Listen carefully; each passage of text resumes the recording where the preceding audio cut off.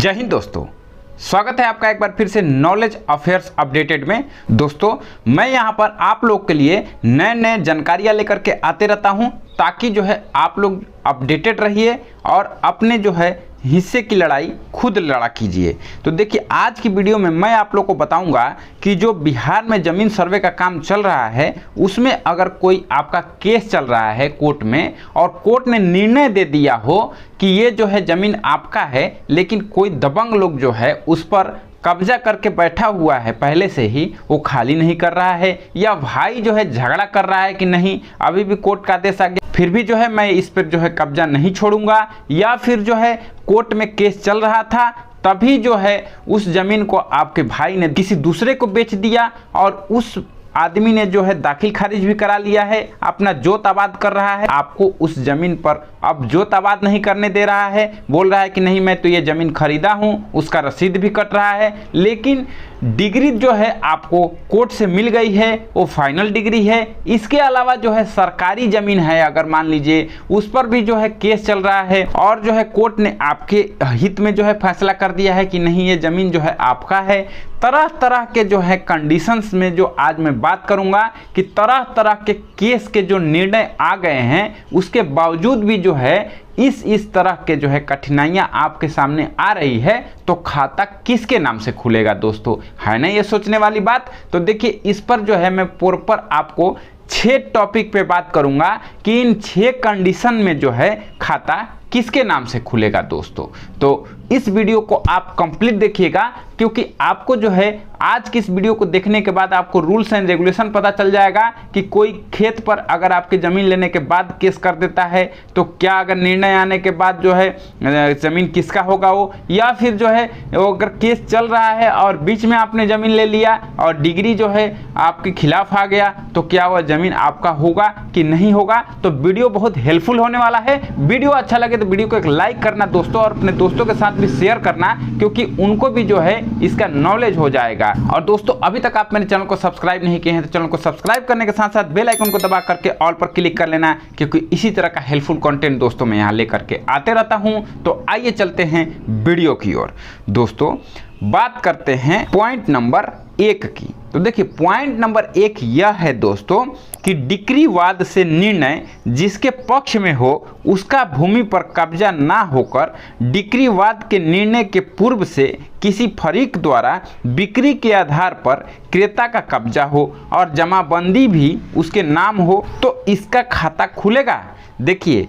होता क्या है कि मान लीजिए कोर्ट में कोई केस चल रहा है, केस तो भैया लंबा चलता है, आप लोग को भी पता है। तो केस चल रहा है, उसी बीच में क्या किया, मान लीजिए आपकी ज़मीन थी, आप उस पर केस किए हुए थे, लेकिन आपकी कोई फरीकेन है यानी हिस्सेदार है, आपका भाई हो सकते हैं, आपके चाचा हो सकते हैं, उस ज़मीन के जो है अपने हिस्से की ज़मीन जो है उन्होंने किसी को बेच दिया, और जिनको बेचा वो क्रेता हुए। उन्होंने क्या किया, उस ज़मीन का दाखिल खारिज भी करा लिया और उनका जो है पंजी 2 में नाम भी है, रसीद भी कट रहा है, और ये केस का जो है फाइनल निर्णय आ गया है कि नहीं वो ज़मीन जो है आपका है। तो आप जब उस ज़मीन पर जा रहे हैं तो जिनको जो ज़मीन आपके भाई चाचा ने बेच दिया था यानी क्रेता जो हैं वो ज़मीन अब आपको दे नहीं रहे हैं, वो बोल रहे हैं कि नहीं भाई मैंने तो ज़मीन लिया हुआ है, खरीदा हुआ है, मैं नहीं जाऊँगा, भाग जाओ यहाँ से। वो दबंग भी है। तब क्या होगा भाई, खाता किसके नाम से खुलेगा, आपके नाम से खुलेगा कि उस क्रेता के नाम से खुलेगा,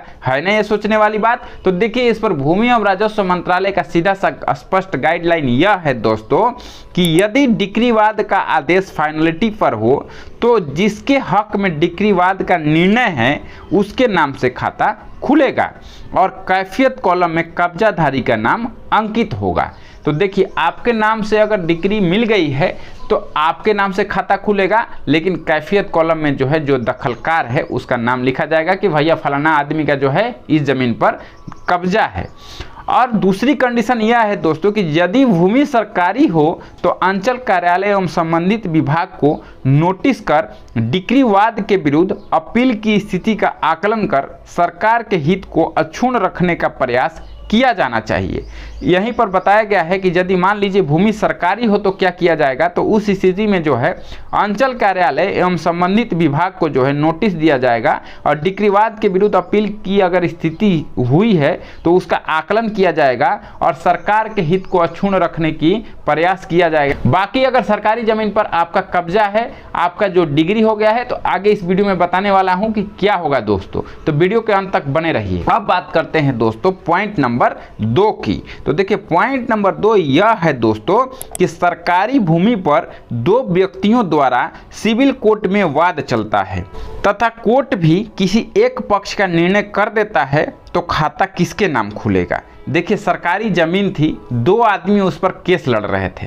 उसमें से जो है एक आदमी की विजय हो जाती है, एक आदमी के पक्ष में कोर्ट फैसला सुना देता है और वो फाइनल फैसला है, तो क्या उस स्थिति में खाता भाई उसके नाम से खुलेगा कि सरकार के नाम से खुलेगा, है ना ये सोचने वाली बात। तो देखिए इसमें जो है भूमि एवं राजस्व मंत्रालय का स्पष्ट गाइडलाइन यह है दोस्तों कि यदि सिविल कोर्ट का निर्णय फाइनलिटी पर हो तो जिसके पक्ष में निर्णय है उसके पक्ष के नाम से खाता खुलेगा दोस्तों। यानी जो है कोर्ट का जो फाइनल आदेश है वो जिसके पक्ष में है उसी का पक्ष में खाता खोला जाएगा और जो है फाइनल जो आदेश है कोर्ट का वही फाइनल होगा दोस्तों। अब आप सोच रहे होंगे कि आखिर भाई ये कौन से नियम के अनुसार है, क्योंकि सरकार जमीन तो इतना जल्दी छोड़ती नहीं है। तो देखिए इसके लिए नियम भी जो है बिहार सरकार ने खुद बताया है कि इसका नियम जो है वह बिहार विशेष सर्वेक्षण एवं बंदोबस्त अधिनियम 2011 की धारा 21 का अनुपालन है दोस्तों। अब बात करते हैं पॉइंट नंबर 3 की। तो देखिए पॉइंट नंबर 3 यह है दोस्तों कि यदि किसी भूमि पर 2 पक्षों के बीच विवाद हो और विवाद न्यायालय में विचाराधीन हो तो क्या होगा। देखिए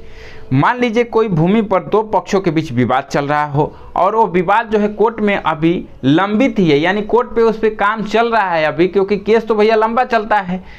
कोर्ट में केस लंबित है और उसी बीच सर्वे हो रहा है वहां पर, तो भाई खाता किसके नाम से खुलेगा, है ना ये सोचने वाली बात। तो देखिए इस पर भी जो है भूमि एवं राजस्व मंत्रालय का सीधा सा स्पष्ट गाइडलाइन ये कहता है दोस्तों कि यदि न्यायालय का कोई आदेश संसूचित नहीं हो और कोई स्थगन आदेश ना हो तो रैयती भूमि के मामले में जिस रैयत के पास अधिकार अभिलेख के कागजात होंगे उसके नाम से खाता खुलेगा। दखलकार कोई अन्य हो तो उसका नाम कैफियत कॉलम में अंकित रहेगा। साथ ही कैफियत कॉलम में सिविल कोर्ट का वाद संख्या अंकित कर भूमि विवादित भी अंकित रहेगा। यानी जो है कोर्ट में अगर केस चल रहा है तो देखिए जिसके पास अभी कागज है, जो अधिकार अभिलेख के कागज दिखाएगा उसी के नाम से खाता खुलेगा और साथ ही जो है कैफियत कॉलम में लिखा जाएगा कि भूमि यह विवादित है और इसका कोर्ट में केस चल रहा है और केस नंबर क्या है, यहाँ तक कि केस नंबर भी जो है कैफियत कॉलम में आपका लिखा जाएगा दोस्तों। अब आप सोच रहे होंगे कि आखिर भाई मान लीजिए जमीन तो जिसके नाम से है उसी के नाम से खाता खुल जाएगा, लेकिन बाद में जब जो है मेरे नाम से जब इसका फैसला आएगा, कोर्ट ने अगर फैसला उल्टा दे दिया तो क्या होगा। तो देखिए उस स्थिति में जो है आपको अंचलाधिकारी से संपर्क करना होगा, उस कोर्ट का कागज दिखाना होगा, उसके बाद जो है जमीन फिर से जो है आपके नाम पर पंजी 2 में रजिस्टर 2 में कर दिया जाएगा दोस्तों। अब बात करते हैं पॉइंट नंबर 4 की। तो देखिए पॉइंट नंबर 4 यह है दोस्तों कि यदि किसी सरकारी भूमि पर कोर्ट द्वारा किसी व्यक्ति के नाम डिक्री घोषित हो किंतु स्थल पर उसका कब्जा नहीं हो तो क्या होगा। देखिए इस पॉइंट को मैं आपको बताता हूं कि मान लीजिए कोई सरकारी जमीन है, उस पर कोर्ट द्वारा किसी व्यक्ति का नाम डिक्री घोषित कर दिया गया है, यानी उसकी डिक्री कर दी गई है किसी व्यक्ति के नाम, लेकिन उस जमीन पर उस आदमी का कब्जा नहीं है भाई, किसी और का कब्जा है या फिर जमीन जो है खाली है, तब क्या होगा, उस आदमी का खाता खुलेगा कि नहीं खुलेगा इस जमीन स्पेशल सर्वे में। तो देखिए इस पर भूमि एवं राजस्व मंत्रालय का सीधा सा स्पष्ट गाइडलाइन ये कहता है दोस्तों कि यदि कोर्ट का आदेश फाइनलिटी पर हो तो उस स्थिति में अंचलाधिकारी एवं संबंधित सरकारी कार्यालय एवं अन्य सरकारी कार्यालय जिनका हित उस भूमि से संबंध हो सकता है को नोटिस कर सुनवाई पश्चात खाता डिक्रीधारी के नाम खुलेगा और कैफियत कॉलम में में संबंधित सरकारी विभाग जिसका कब्जा होगा उसका नाम अंकित रहेगा दखलकार के रूप में। तो देखिए इस बात को मैं आपको अच्छे से समझाता हूं कि मान लीजिए कोर्ट का जो आदेश है वो फाइनलिटी पर है, यानी फाइनल आदेश है, तो अंचलाधिकारी और संबंधित सरकारी कार्यालय और जिसका उस पर कब्जा है या हित छुपा हुआ है उस जमीन से, उस आदमी को नोटिस करके उसका सुनवाई किया जाएगा और डिक्रीधारी जो डिक्रीधारी के पक्ष में फैसला दे दिया गया है कोर्ट ने, उस पर जो है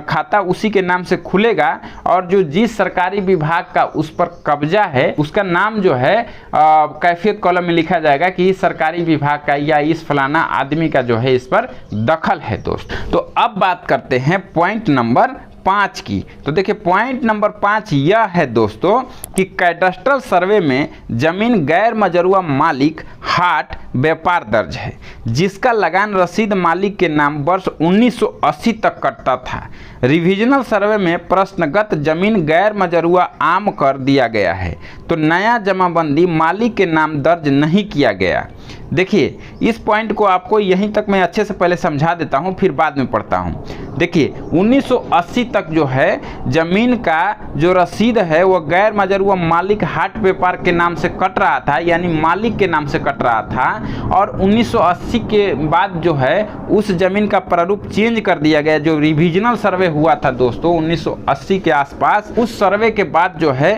उस जमीन का प्रारूप चेंज करके उसको गैर मजरूआ आम कर दिया गया है और उसमें जो है मालिक का नाम दर्ज नहीं किया गया है। और इसमें आगे कहा गया है दोस्तों कि न्यायालय द्वारा मालिक के पक्ष में टाइटिल तथा जमाबंदी कायम करने का निर्णय दिया गया। ऐसी परिस्थिति में खाता किसके पक्ष में खुलेगा? मान लीजिए देखिए रिविजनल सर्वे में जो है उस जमीन को गैर मजरूआ आम कर दिया गया गैर मजरूआ मालिक के नाम से, तो मालिक का नाम हटा दिया गया। मालिक गए कोर्ट में और उन्होंने जो है कोर्ट में केस फाइल कर दी और केस जीत गए और उनके नाम से जो है कोर्ट ने डिग्री दे दिया है। तो उस जमीन का खाता भाई फिर से मालिक के नाम से खुलेगा कि नहीं खुलेगा, इस पर भूमि एवं राजस्व मंत्रालय का सीधा सा गाइडलाइन यह है दोस्तों कि यदि कोर्ट का आदेश फाइनलिटी पर हो तो उस स्थिति में अंचलाधिकारी को नोटिस कर सुनवाई पश्चात खाता डिक्रीधारी के नाम खुलेगा।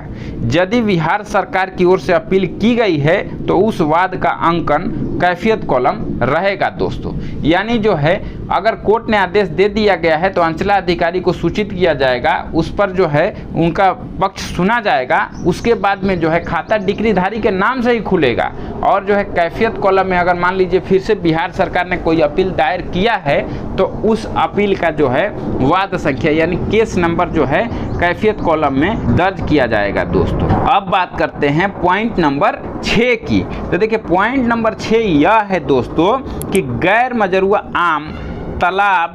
पईन, रास्ता आदि पर कोई व्यक्ति टाइटल सूट दाखिल कर अपने पक्ष में एक्स पार्टी डिग्री प्राप्त कर लिया हो तो ऐसी परिस्थिति में खाता डिग्रीधारी के पक्ष में खुलेगा कि नहीं खुलेगा। देखिए है ना ये सोचने वाली बात। मान लीजिए आपके गांव में कोई जमीन है जो कि आम रास्ता हो या फिर तालाब हो, पईन हो, उस पर टाइटल सूट कर दिया है और जो है फैसला उसी के पक्ष में आ गया है, तो क्या होगा भाई? खाता उसके नाम से खुलेगा कि नहीं खुलेगा इस बिहार जमीन स्पेशल सर्वे में? है ना ये सोचने वाली बात। तो देखिए इस पर भूमि एवं राजस्व मंत्रालय का गाइडलाइन यह है दोस्तों कि यदि कोर्ट का आदेश फाइनलिटी पर हो तो उस स्थिति में अंचलाधिकारी को नोटिस कर सुनवाई पश्चात खाता डिक्रीधारी के नाम खुलेगा। यदि बिहार सरकार की ओर से अपील की गई हो तो उस वाद का अंकन कैफियत कॉलम में रहेगा दोस्तों। यानी जो है कुल मिलाकर कोर्ट का आदेश अगर फाइनल है दोस्तों तो कोर्ट के खिलाफ कोई नहीं जा सकता है।